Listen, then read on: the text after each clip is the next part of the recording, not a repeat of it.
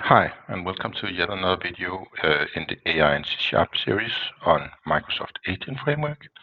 Today we're going to look at persistent conversations, also known as agent threads in the framework. So inside our system, we can of course just make agents as we have seen in previous videos, and we can run async or run streaming async to get an answer back. But that would just be a Q&A and nothing more. And the second you ask a new question with a new run async or run streaming async, it would have absolutely nothing, no understanding of what happened previously, what was the previous questions and so on. So if you asked who is Barack Obama, it would be able to answer. But if you then followed up with saying how tall is he, it would not know what you are talking about. For that, we need the conversations or threads. And let's see it in action. I have made a full chat loop here. And we're just going to get our agent like normal. We are a friendly AI bot answering questions. And we are now going to make a thread. And we do that from the agent because the different agents can have different threads. So agent thread is the low-level version of it that actually can't do much by itself. It has no properties, it has no features whatsoever other than serializing. But behind the scenes, you can see that this is actually not an agent thread, it's a chat client agent thread. And the reason for that is we made it from a chat client. Had it been from an AI Foundry, we made the agent, it would have been for AI Foundry, this thread would be. And the thread would then be stored up in Azure, and we will be able to see it there when we make a new thread. But here we are mostly in memory, because if we look at it, right now there's not even a store for it, or anything at all. It's just a placeholder for us to put in something when we ask. I have in this setup set the option to resume, but I've turned it off for now, so we get the simple scenario first, and then we'll go into the advanced a little later on. But what I'm going to do, I'm just going to ask a simple question, input from the user, take that user's input, put it into a chat message for the user, and let the agent answer back using streaming. So I'm going to press F5, so we go down here to after it have answered this question. So we will say, hi, my name is Rasmus. And it will end up here. We will see it answered back to us. And if we look at the thread now, we will see that a message store have arrived, and we will see there's two messages in the message store, one being the user's message and one being the assistant's message.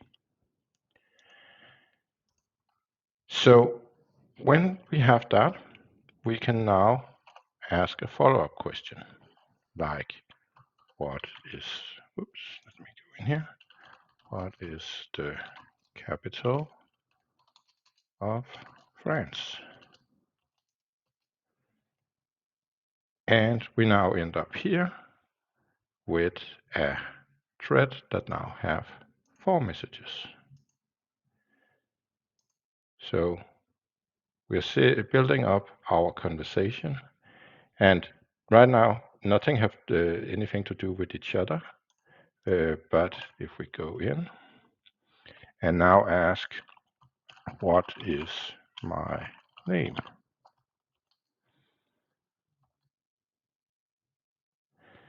It will come back. We now have 6 things in the message store. And we can see that it came back that my name is Rasmus. So it used its previous context to figure out what that was. We could also ask, where is that capital located, in what part of the world, and it would probably say Europe, and so on. And that's very fine. We can now have a chat agent where we can ask questions and actually get follow-up. And these will, of course, begin to fill more and more in context, because every time we call here, the entire message stack will be sent to the agent or to the LLM. And that's the reason why things become slower and slower as you ask more and more, and why you sometimes need to start a new chat in, for example, ChatGPT. But of course, if I stop the program and start again and run and ask, what is my name?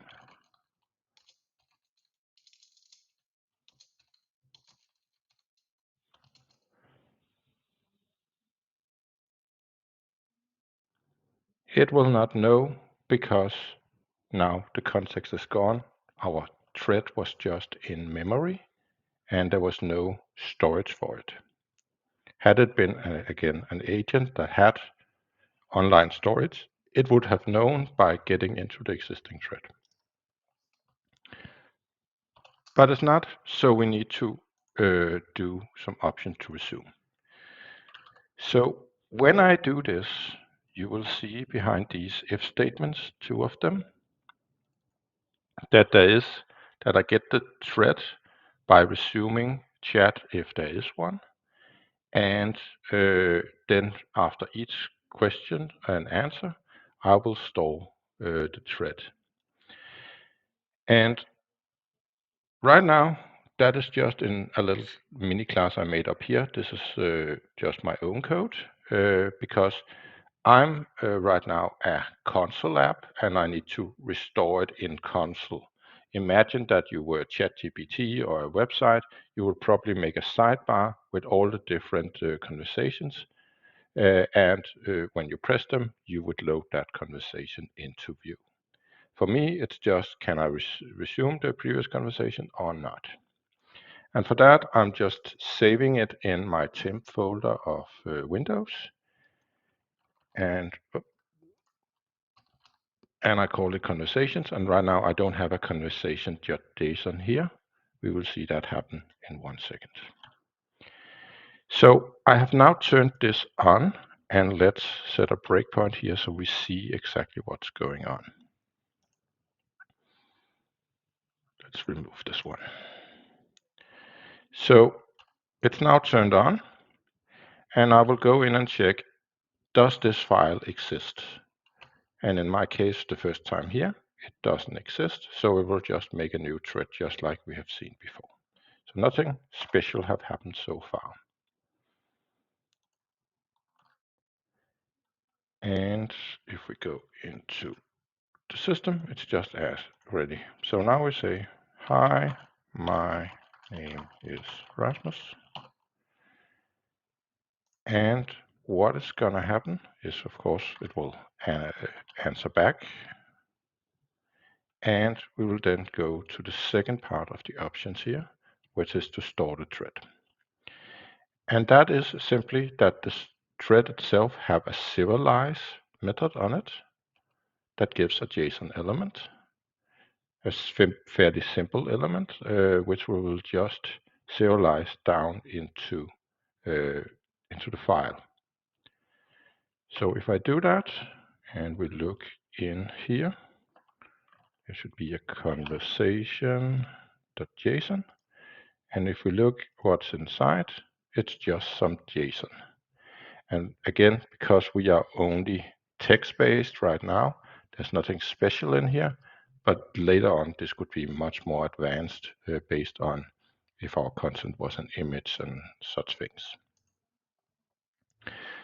So right now, we have stored the conversation. And I could ask, what is my name? But let's try to restart here and go in and see what happens. So in here, we now get a conversation, and I will use my GUI, meaning console, to ask, do we want to go on and restore the previous conversation. So we will say yes.